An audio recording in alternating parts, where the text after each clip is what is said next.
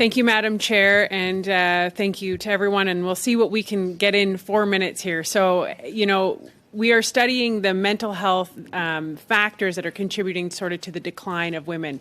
And I know we have Brittany and Jordan here from Kawartha Sexual Assault Center, and I'm going to try and do something in 4 minutes. Let's see if we can do this. I'm going to try to connect you to what Dr. Shanker is doing to see how that will actually help where we are going. How is the frontline staff doing, Brittany, in managing the stress of caring for your clients? That's a great question, and I think it's something so important. So if we think about the mental health of us and as the people that are serving the clients, that needs to be at the forefront. And unfortunately, with so much uncertainty, so if we think about uncertainty of budgets and things like that, people are always feeling at risk of losing their jobs. And we've been asked to continue to provide this service based on our passion to help people. But we look at it from like a bit of a systemic issue. People know that most people running these types of organizations are women. And that we'll just do it out of the kindness of our hearts, right? And so it is a systemic issue. We're drastically underpaid from my role all the way to every frontline person there. So we continue to do things with each other, and we're a great team, and I'm hopeful that a lot of people have that support, but the reality is it's really hard. Is that you are trying to provide the care you need the care provided to you that you are ultimately trying to provide for your clients.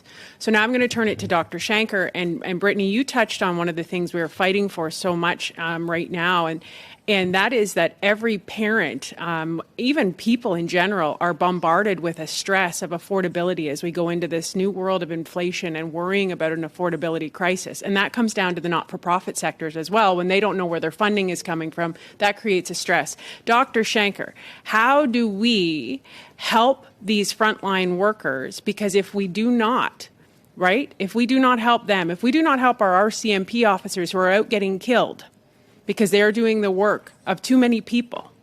How are we going to help shift our society to get back to calm and to self-regulation? Let me just say to the committee that what Michelle is saying needs to be processed very carefully, because this is important. We're doing big projects right now with the armed forces, and we do projects with hospitals, pediatricians, nurses, etc. They are burned out. They are overstressed. Parents are overstressed because of the stresses that their clients or their patients or their frontline workers are feeling. So what we need to start thinking of, and this is Michelle's point, we need a universal approach.